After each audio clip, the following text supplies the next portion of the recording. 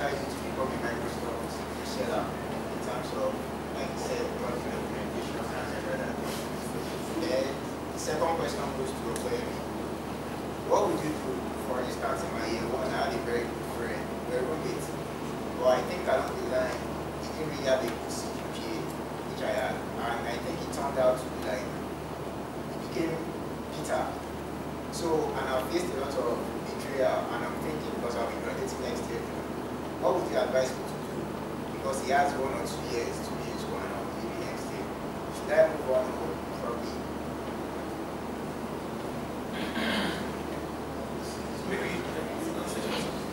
So maybe take the first part of your question.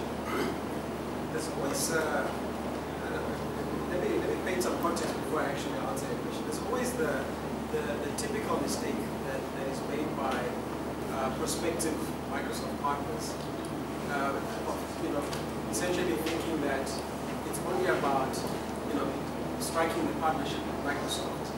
I think if you look at the distinguished panelists here in their own respect as entrepreneurs, there's a lot of work that happens before you actually decide to become a Microsoft partner, which is really thinking clearly about what's the market opportunity, what's your addressable space in that market opportunity, understanding what's happening in the industry and how you're going to carve out a niche for yourself. So I always kind of want to advise young startups or even resellers that want to join to actually have a solid business plan, because just getting onto the Microsoft partner network is probably the easier part. The difficult part is understanding what's happening in the IT industry, understanding the emerging opportunities, and then deciding on how you're going to carve a niche for yourself in those emerging opportunities. I think somebody was alluding to, it was Kelechi, was alluding to the Internet of Things with wearables, devices that are Internet aware, but they become part of you as a consumer. Where is the opportunity in that? What can you do to innovate and insert yourself into that emerging trend in the market? We know of existing industries that are big, that are huge now, like for instance the industry of mobiles, the industry of devices, and so on. But there's still opportunity even in those industries. Okay, so that's the one part. The second part of the question is actually quite easy. It's as easy as going to the Microsoft website and going microsoft.com/partner network, and you're on the Microsoft partner ecosystem. Submit your details, blah, blah, blah, that's it. You're on the Microsoft network. But once you get on the website, there's a few options on how you actually want to essentially pivot yourself as a business, or how you want to position yourself as a business. Because Microsoft, in terms of its breadth and portfolio of things, technologies that are out there that you can use and integrate, in a lot of cases to build solutions for specific purposes, whether in health or education or whatever the case may be, student registration process, health record system, or even a simple retail application, for instance. The world of opportunity that is limited to only your imagination. But you then have to go in there, and once you hit the portal and decide, are you going to be a reseller that's focused on mobility solutions, or are you going to be a reseller that's focused on system integration and so forth and so on? So there's a lot of opportunities, but you need to have done the work beforehand, before you get to that point. Thank you. For those of you who want to join Microsoft, I've been on the website. I've gone through the hoops, mountains, underwater. And you can actually get them there. But the point is, like you said, that once you become a Microsoft partner, what he's not telling you, there are targets that you have to achieve. So it's not just getting the Microsoft badge, put it on your business card and taking it out. See, because for you to want to become a Microsoft partner, it means that you might have to maybe hire 3 or 4 people, have a marketing sales thing. So you're spending money to put yourself in that position. When you now become a Microsoft partner, what are you going to do? Now, everybody shouts Microsoft, and 80% of the world probably thinks Microsoft is still just Microsoft Office, and that's what they do. But then you find out in health, transportation, power, even gaming. So you see, you might now realize that, look,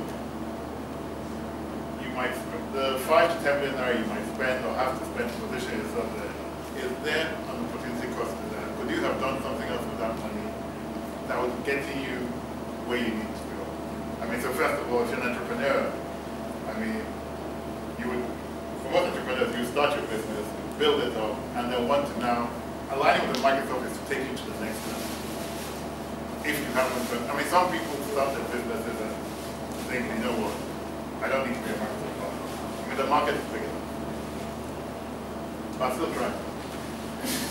So if I may, I mean, what Kelechi is saying is actually very good feedback, and that's, I started off by saying, the work that you do before you actually decide to register is the magic piece.